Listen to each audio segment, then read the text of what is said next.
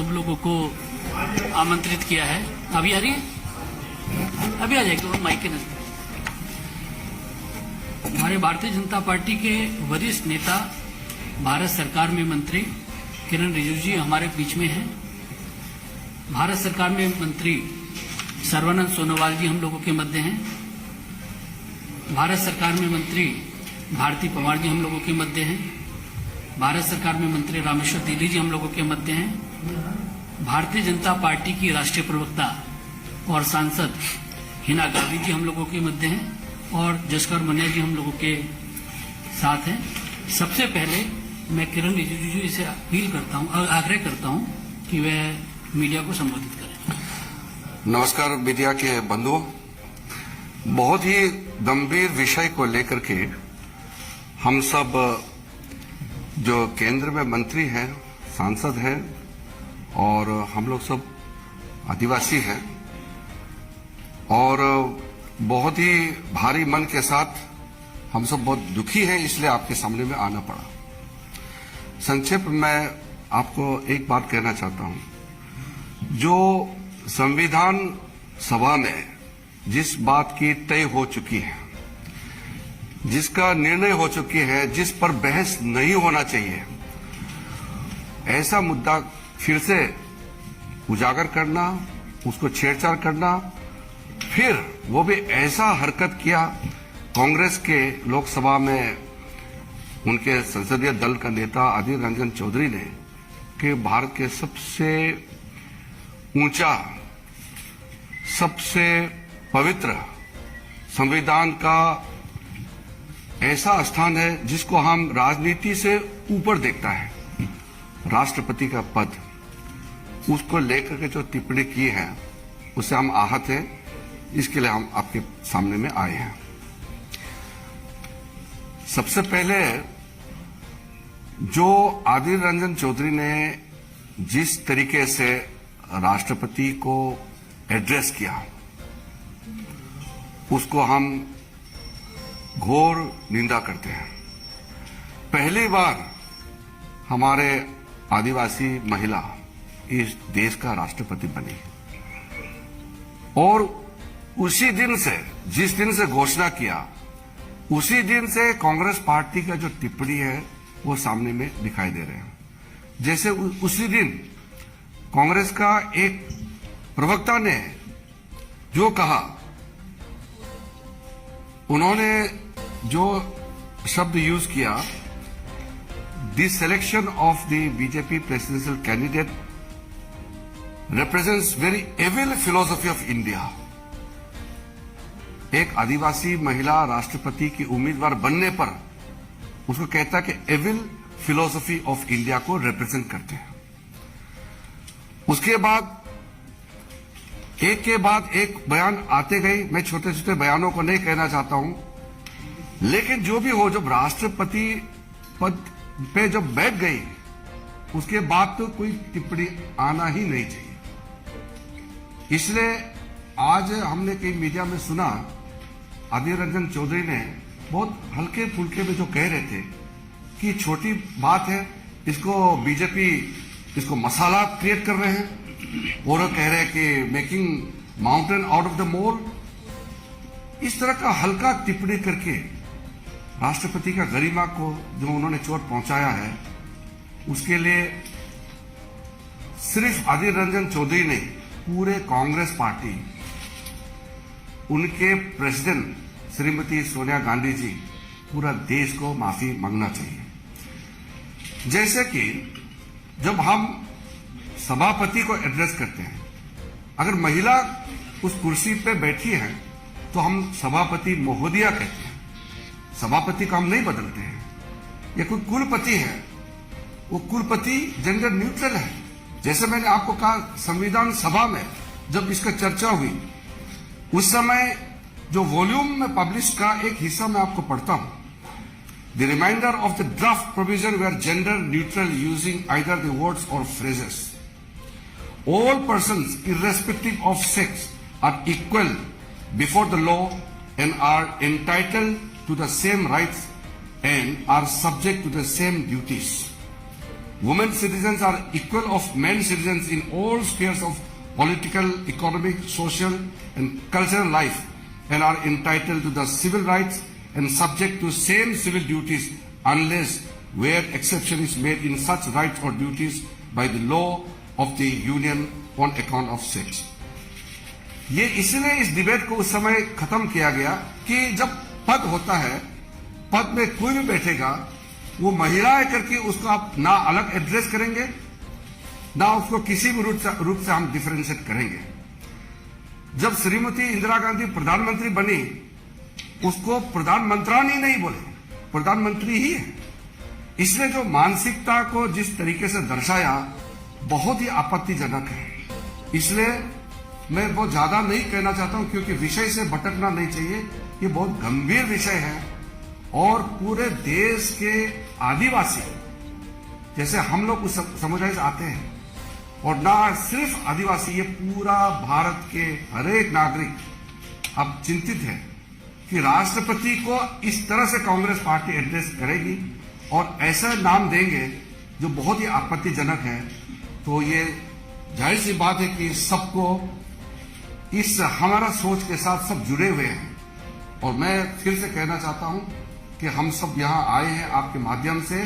Congress party को कहना चाहता हूं कि ये आदिर रंजन अकेला का मुद्दा नहीं है और वो हल्के फुल्के से जो कह रहे हैं वो कौन सी बड़ी बात है। राष्ट्रपति को मिल के मैं माफी मांग लूंगा। इस तरह से हल्का फुल्का करके ये गंभीर जो उन्होंने चोट पहुंचाया है देश को, राष्ट्रपति पद के गरिमा को, हम सब के दिल में जो चोट पहुंचाया है, वो श्रीमती सोनिया गांधी जी, पूरा कांग्रेस पार्टी देश से माफी मांगना चाहिए। धन्यवाद। सर्वानंद सोनोवाल जी से आग्रह की मीडिया को संबोधन करें। परम आदरणीय मीडिया बंधुगण, आज हमारी भारत सरकार की मंत्रिपरिषद की मेरे साथी मंत्री किरेन रिजिजू जी ने राष्ट्रपति पद के सिलसिले में कांग्रेस ने जो टिप्पणी की है, इसके बारे में जो कहा है, ये हमारे देश की सर्वोच्च जो पद का अपमान है और ये आदिवासी महिला का अपमान है, सारा देश की ट्राइबल की अपमान है और देश की जनता, जो जनता हमारे देश के लोकतंत्र पर विश्वास रखते हैं, उनका भी अपमान है। इसलिए कांग्रेस ने जो अपराध किया है, इसके लिए उनको देशवासियों का आगे माफी मांगना ही होगा।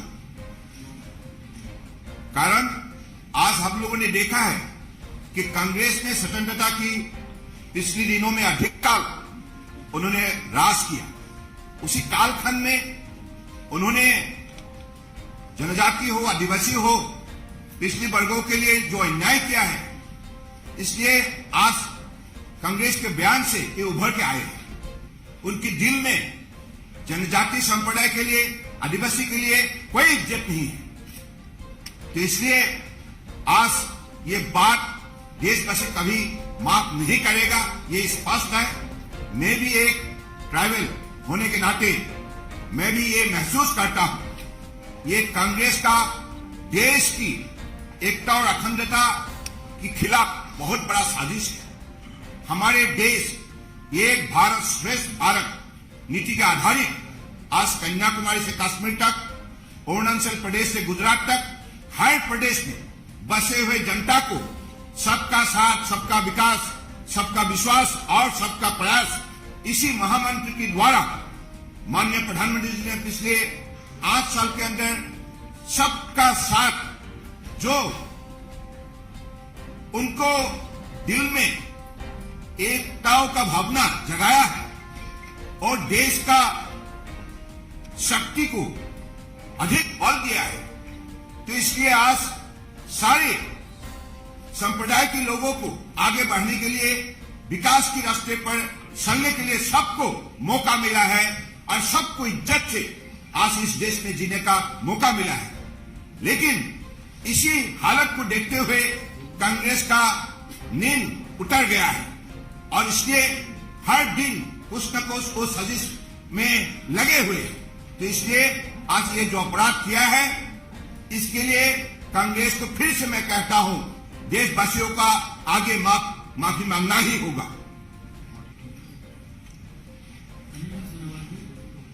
भारत सरकार में स्वास्थ्य राज्य मंत्री आरती पवार जी आप लोगों को संबोधित करेंगे।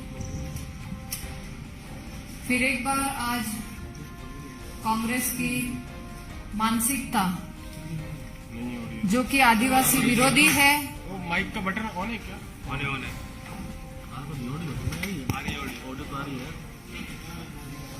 Mic check.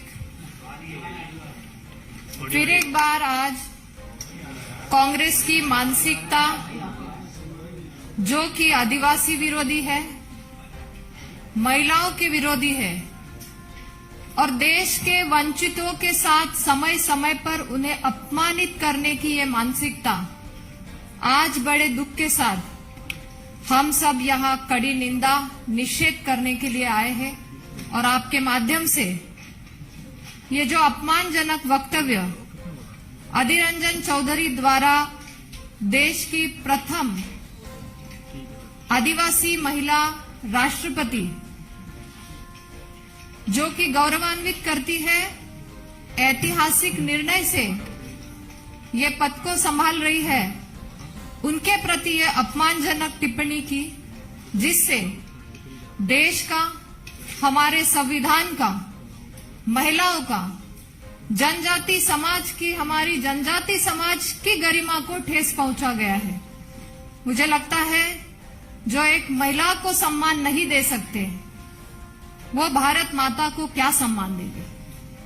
मैं आपके माध्यम से कहना चाहूंगी कि आदरणीय प्रधानमंत्री जी ने हमेशा जनजाति समाज को आगे लाने के लिए कई कदम उठाए हैं।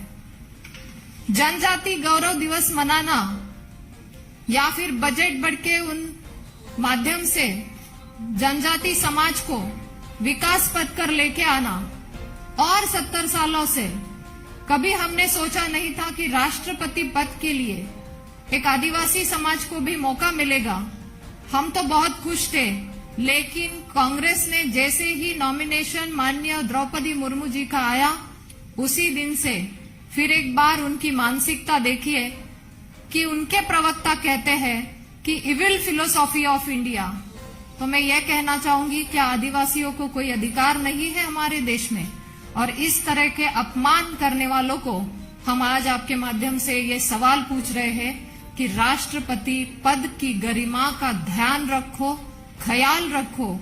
ये संविधान का सर्वोच्च पद है और हम सभी आपके माध्यम से कहना चाहेंगे कि माफी मांगनी चाहिए। इस कृत्य के लिए सोनिया गांधी जी ने ही माफी मांगनी चाहिए। धन्यवाद। भारतीय जनता पार्टी की राष्ट्रीय प्रवक्ता और सांसद हिना गावित जी आप लोगों को संबोधित करेंगे। आज हम लोग आजादी का अमृत महोत्सव मना रहे हैं। इन 75 सालों में कभी हमारे देश में आदिवासी समुदाय का व्यक्ति राष्ट्रपति पद तक नहीं पहुंचा था। यह मौका इस आजादी के अमृत महोत्सव में पहली बार आदिवासी समाज की एक महिला को मिला। महामहिम राष्ट्रपति श्रीमती द्रौपदी मुर्मू जी जब 25 तारीख को उन्होंने राष्ट्रपति पद की शपथ ली, हम सभी आदिवासी समाज के लोगों को बहुत गौरवान्वित महसूस हुआ। राष्ट्रपति पद पर पहली बार जब देश के आदिवासी समुदाय की महिला पहुंच रही है और बहुत संघर्ष करके वो वहां तक पहुंची है, तो उनका सम्मान होना चाहिए।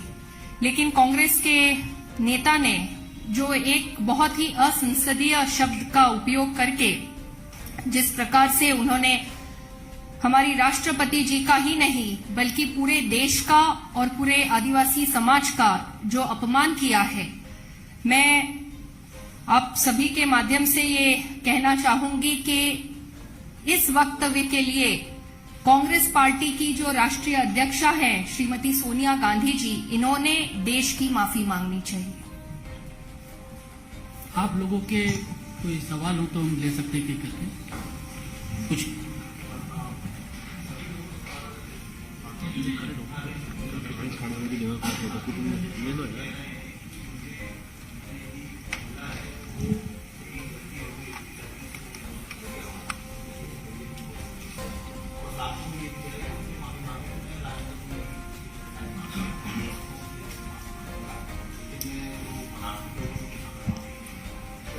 दो बातें हैं।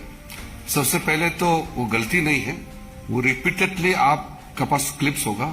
पहले उन्होंने राष्ट्रपति शब्द कहा, फिर जानबूझ करके फिर उन्होंने कहा। ये तो कोई भी समझ जाएगा कि वो क्या बोलना चाह रहा था और क्यों बोला। इसमें कोई क्लैरिफिकेशन का जरूरत नहीं, सबको मालूम है।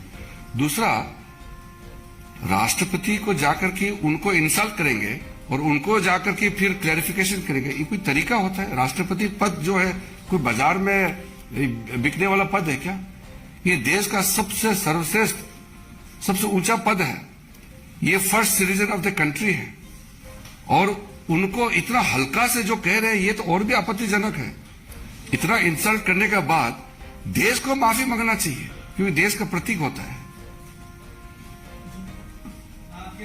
मेरा सवाल ये है कि लगातार आप लोग कह रहे हैं कि सोनिया गांधी को माफी चाहिए।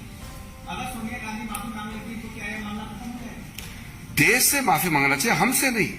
हमने कब कहा कि बीजेपी को माफी मांगना चाहिए? बीजेपी ने कभी भी नहीं कहा। हम आज भी कह रहे हैं कि हमसे माफी क्यों मांगे? देश को इंसल्ट किया है, इसलिए देश से माफी मांगे सोनिया गांधी जी, क्योंकि वो कांग्रेस पार्टी के अध्यक्ष हैं और उन्हीं के जरिए अगर माफी मांगे, पूरे कांग्रेस पार्टी माफी मांगे, तब पता चलेगा कि कितना इन्होंने घोर अन्याय किए हैं और कितने गलत बातें कही हैं, वो तो पता चल जाएगा।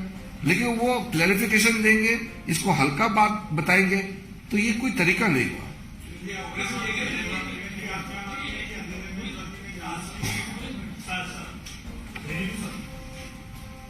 हाँ जी,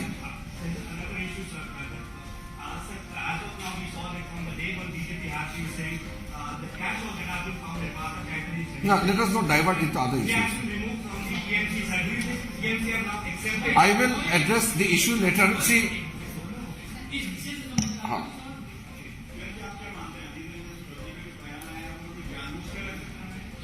जानबूझ करके इसने तो रिपीटेडली कहा है, वो एक स्लिपरी ऑफ टंग नहीं है ये वो जानबूझ करके बहुत स्ट्रेस दे करके बात को कहा है, तो उसको तो माफी के अलावा कुछ नहीं हो सकता है। अगर हम माफी नहीं मांगते हैं तो बीजेपी का अगला कदम क्या होगा? क्योंकि सुबह से आप लोग कह रहे हैं माफी मांगने को तैयार नहीं है। तो वो उसको जनता का सामने में फेस करना पड़ेगा। बीजेपी का क्या कदम? हम लोग तो जनता का प्रतीक है। बहुत बहुत धन्यवाद असद जी।